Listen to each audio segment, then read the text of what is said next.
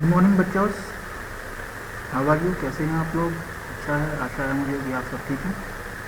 घर में रहकर अपना सोशल डिस्टेंसिंग का और जो कोरोना का एक व्यू है कि आप लोग घर से बाहर निकले आप कर रहे होंगे, जिससे कि आप कोई परेशानी ना हो और फिर घर कोई परेशानी, घर वालों को परेशानी ना हो। तो घर पे रहकर आप पढ़ाई करते रहें। तो आज हम फिर से एक वीडियो के रूप में मैं आपको कुछ प्रैक्टिकल्स करके दिखाऊंगा। जो ऑलरेडी हमने थ्योरी हमने ऑलरेडी पढ़ी हुई है, कुछ प्रैक्टिकल्स हमने किए थे पांडास के, सीरीज़ के हम कर चुके हैं।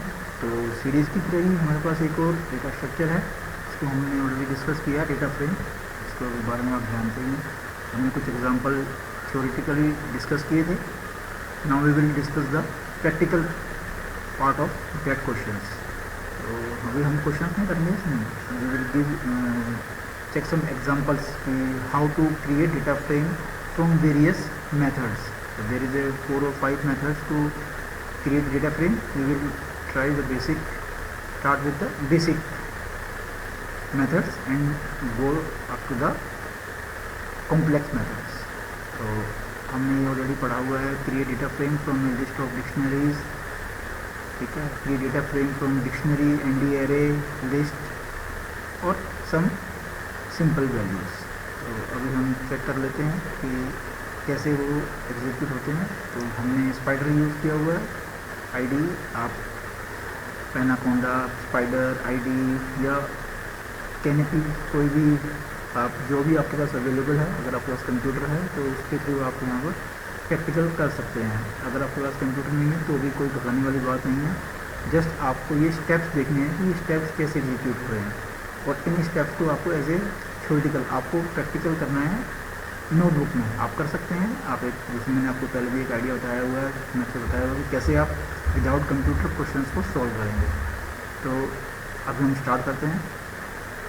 यहाँ पर आपको जिस स्क्रीन दिख रही है, इस स्क्रीन के अंदर आपको यहाँ पर इसका आउटपुट दिखाई देगा। तो अब हम स्टार्ट करते हैं कि कैसे ये डेटा फ्रेम बनते हैं। सबसे पहले हम एक सिंपल वैल्यू लेंगे, 1 2 3 4 5 हमने कुछ वैल्यूज ली हैं।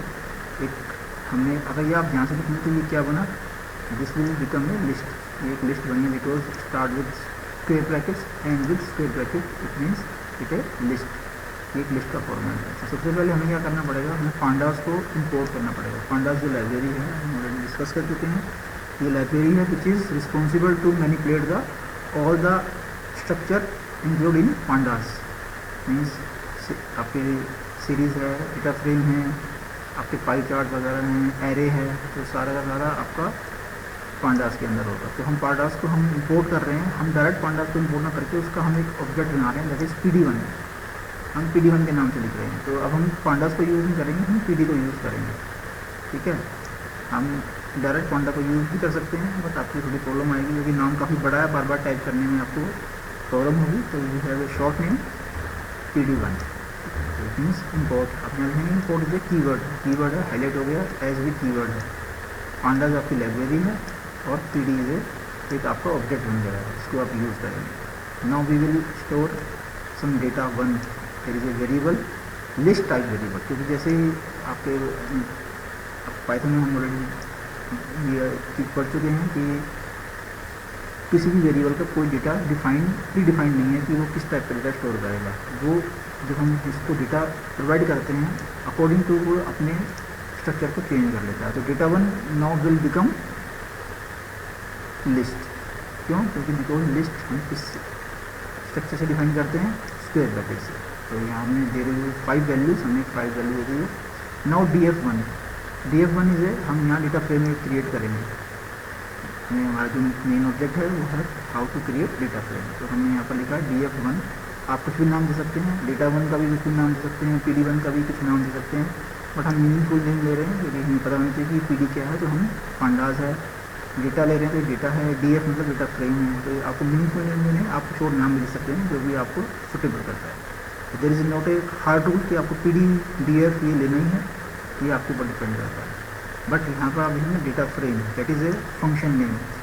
ये फंक्शन नेम आपको फिक्स है, इसको आप चेंज नहीं कर सकते। मीन्स ये PD क्या है आपका यहाँ पर पांडास है। तो पांडास का एक फंक्शन है जो डेटा फ्रेम को क्रिएट करता है किसी वैल्यू की हेल्प से। तो यहाँ डेटा फ्रेम है, डेटा का डी कैपिटल है, आपका एफ कैपिटल है। अगर आप स्मॉल में कहेंगे तो एग्जीक्यूट नहीं होगा। याद रखिए कि Python is a case sensitive language. It means small D and capital D both are different, not the same. Now we will give the values. How data frame create the values, sorry how data frame create a data frame through values. Values is data one. Data one में क्या है, there is a 1 2 3 4 5। Now the data this statement create a data frame df1 with the help of data, with the help of data। Now print df1। हम check करते हैं क्या df1 में क्या बना, क्या df1 में आया है, क्या हुआ df का। तो we will run the program. हमने प्रोग्राम को एग्जीक्यूट किया और आप यहाँ देखेंगे छोटा नज़र आएगा कि ये जूम नहीं होता, ये फिक्स है। तो यहाँ पर हम देखेंगे तो यहाँ पर आपको ये जो पहली सेल कुछ जल्दी दिखेगी, यहाँ 0 स्टार्ट हो रही है, यहाँ भी 0 है और यहाँ पर 1।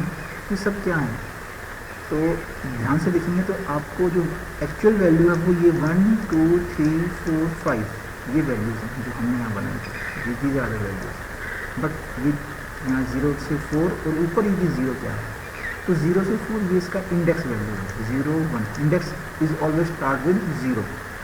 तो 1 का इंडेक्स 0 है, 2 का इंडेक्स 1 है, 3 का इंडेक्स 2 है, 4 का इंडेक्स 3 है, इंडेक्स ऑफ 5 इज 4।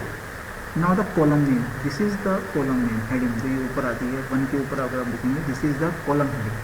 तो अभी हमने यहाँ पर जो डेटा फ्रेम बनाया है हमने कोई इंडेक्स नहीं दिया, हमने कोई कॉलम नहीं दिया, that's why it will automatically start with 0। उसको 0 स्टार्ट करता है। तो अगर हम यहाँ पर 2 कॉलम और बनाएंगे तो वो सेकंड कॉलम का नाम 1 हो जाएगा, उसका इंडेक्स का नाम हो जाएगा 1। थर्ड कॉलम होगा उसका नाम हो जाएगा 2। जैसे आपका यहाँ इंडेक्स हो रहा है वैसे कॉलम नेम भी ऑटोमेटिकली इंक्रीज होते जाएंगे and start with always start with 0।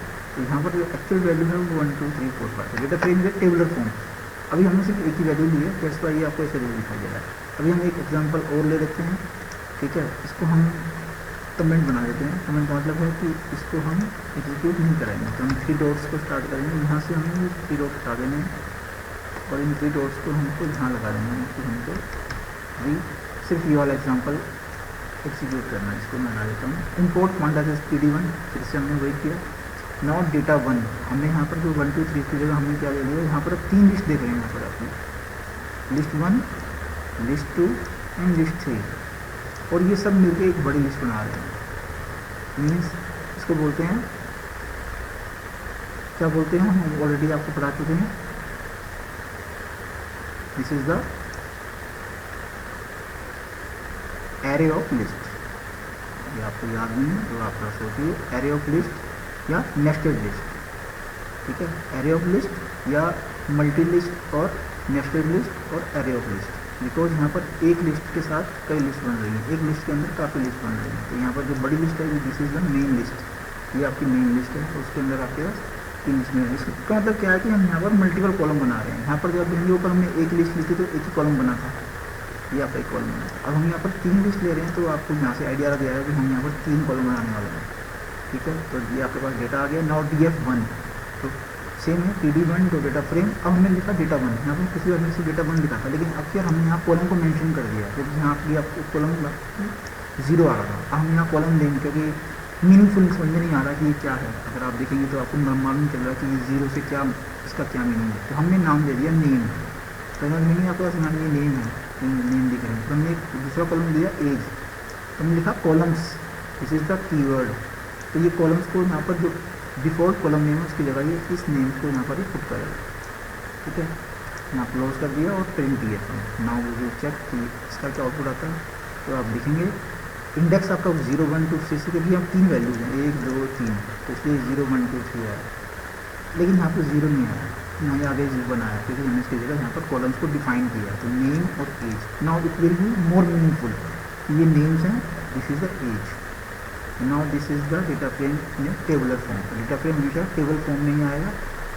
तो फिर से एग्जांपल देख लेते हैं और example more example clear the data frame. ये आपका लिस्ट। अब हम बनाते हैं, इसको यहाँ से हटा देते हैं। अब हम ये वाला सॉरी इसको हटा देते हैं यहाँ से और यहाँ पर हम डाल देते हैं इसको। अब हम देखते हैं कि अब यहाँ देखेंगे हम डिक्शनरी से बनाते हैं। अब हम डिक्शनरी से बनाते हैं। अभी हमने लिस्ट बनाया, simple list, then multi list. Now create the frame from dictionary. तो यहाँ पर डिक्शनरी ली हमने, डिक्शनरी में क्या है, नेम के साथ हमने दो नाम दे दिए। डिक्शनरी में एक की वैल्यू होती है और बाकी आइटम होते हैं, की और आइटम्स। तो इस तरह से हमने डिक्शनरी बना दी है।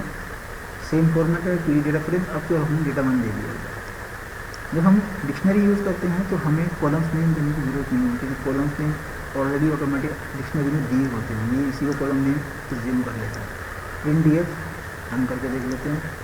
तो सेम की जाए आपकी हमने सिर्फ दो ही वैल्यू दी थी, दोनों ही, ये एक फर्स्ट की एंड सेकेंड की, एक की में दो वैल्यू, सेकेंड की में दो वैल्यू। तो क्या है, फ्रेया 9, एज 9 है, यहाँ की 10। This is one method. तो ये हमने स्टार्ट किया यहाँ से थ्रू डिक्शनरी। अब हम क्या करते हैं, अब हम बनाते हैं